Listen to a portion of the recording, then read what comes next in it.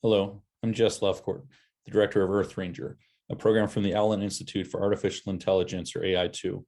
I'll be speaking about our partnership and integration with SMART and how conservation missions can augment their use of SMART with EarthRanger's real-time visualization functionality.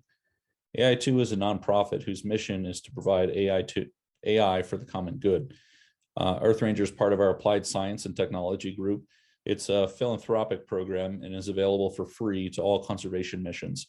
We don't charge anything for the use of our product, and we additionally provide all of our other services like hosting, support, and training for free as well. We're also in the process of converting it into open source, so the code will soon be available too. EarthRanger has been applied to many use cases. The three that we see most commonly, however, are security of protected areas, where EarthRanger can aid in the planning and execution of ranger or scout operations, ecological management for the monitoring of wildlife and their habitats, as well as promoting human-wildlife coexistence through proactive planning or reactionary response to various incidents that occur.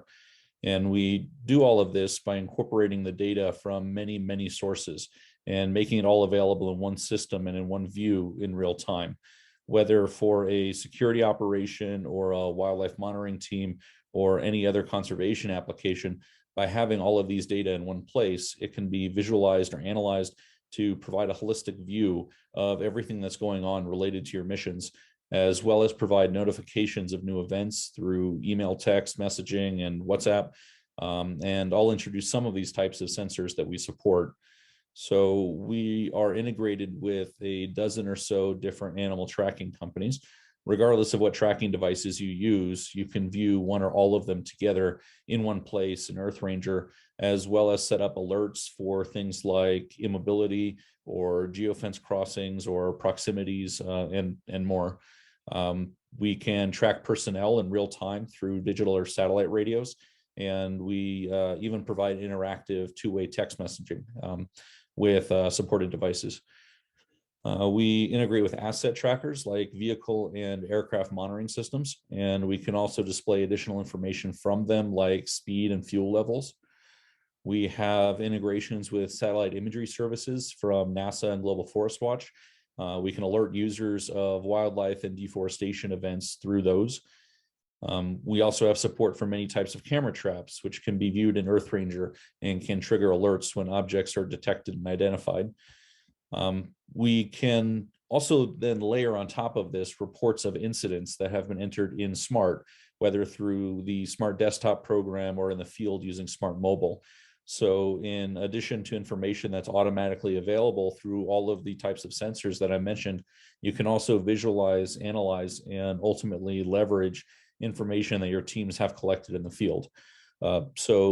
All told, altogether, we can pull in data from about 70 different sources, and we're happy to work with conservation organizations if we're not already connected to something that you use. So we are extremely proud to now be working with about 200 different conservation organizations across 43 countries. And I'd now like to introduce a longtime partner of ours to tell us about how they use SMART and EarthRanger in their work. So I'm happy to introduce my friend Claire Lewis from the Frankfurt Zoological Society's North Luangwa program. Thank you. Thank you, Jez, for that great introduction. My name is Claire Lewis. I am the project manager for the North Luangwa Conservation Program based here in Zambia. And I'm going to introduce you to how we use EarthRanger and SMART to support our integrated management of this vast ecosystem. So the North Luangwa Conservation Program is I've got an elephant outside the door. is a partnership between the between Frankfurt Zoological Society and the Zambian Department of National Parks and Wildlife. We've been in partnership for the last 35 years. Our current budget is about $4.5 million a year, which has increased tenfold in the 15 years I've been here. We cover an area of about 22,000 square kilometres, which is the national park at the core and 4 surrounding game management areas in the upper Luangwa River Valley. The whole area is huge, it's vast, it's quite disconnected, not very many roads, zero network in terms of phones, although a bit more of that's coming these days. So the area, is a very remote, unconnected part of the continent, similar in size to Wales, the state of New Jersey in the US, Israel, Belize. It's quite a big area to look after. Our mission at North Lorraine Conservation Programme is fourfold, really. It's one is linking livelihoods and landscapes, but it's based on 4 strategies or 4 pillars. The first, at the bottom, if you think of it as a triangle, at the bottom is our system supports and structures, which is trying to build a robust organisation with a mentally and physically healthy team. On top of that, we have our communicate, connect and change strategy, which is focusing on messaging to communities and external stakeholders to connect with partners so that we can create positive change, be that through policy or dialogue, and so that we can have a positive impact on the way we engage with our stakeholders.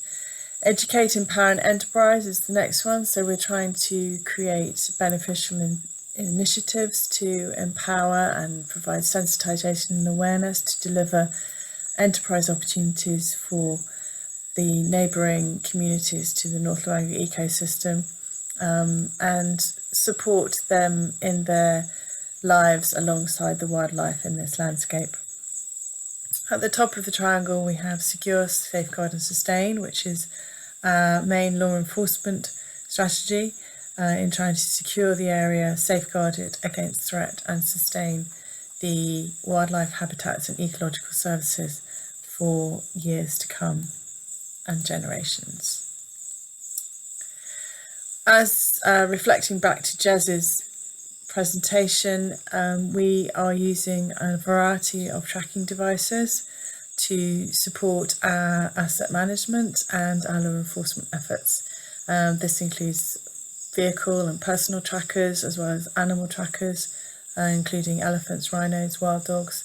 We have our remote sensing data coming in from firmware, and relevant to this presentation, we're using SMART to record our patrol reports and our incident tracking in terms of illegal incidents and patrol efforts. Again, reflecting to Jez's presentation, we have a variety of assets that can provide us with live information. We have a hide and seek on our vehicles, we have a digital radio network and inReaches, we have 2 aircraft, so we use spider tracks, we have our firmware, we have elephant collars coming in.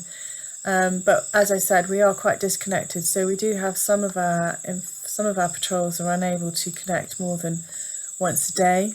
They radio their information in and they give it to us as voice data that's recorded into SMART, and from there we're able to use that information to track patrols and the incidents that they encounter. Everything comes into a central radio control room represented by the circle graphic up in the top left, where we're using SMART and EarthRanger to support strategic management across the ecosystem. So that radio control room is desperately trying to pull it all together on a good day, and we have started in the past with literally just a map on the wall and pen and paper. As I said, we've been here 35 years, we're doing it a long time. We've had databases over the years, but SMART was introduced in 2014, and during that time we began to, as you can see from the diagram on the right hand side of this slide, as patrol is started, if the patrol proceeds as normal, they're just recording their daily movements, and the patrol ends and all of that information goes into SMART. If an incident is reported, poaching incident or illegal activity is noticed, then that information will be called into the control room, and that information will be entered into SMART. If it's a high urgency type of incident, then that will be synced immediately through to EarthRanger, and the patrol commanders can make some strategic decisions immediately. If it's not, we can do it at our normal load up times. So we can see immediately everything coming into EarthRanger. We've got the historical data within SMART, we've got the current data within EarthRanger. So we can see our historical and current information in SMART. We can see exactly where our patrols have been and where they currently are, and EarthRanger is providing the information for all those other assets as well. At the top of this, it then comes down to our reporting and our analysis. Currently, we're using Tableau for our reporting and analysis tool, which has really given us the opportunity to put that power back into the hands of the managers, that they can pull those reports together in a very simple and robust way. So using Spark Desktop and Smart Connect, we're able to pull this information through to EarthRanger and to Tableau for really effective management over this vast ecosystem. It's providing us with huge amounts of data on a very regular basis, and I'm not quite sure where we'd be without either of them and supporting this. And now the lions are calling in the background. Thank you for listening, and I hope you enjoyed the presentation and the rest of the conference.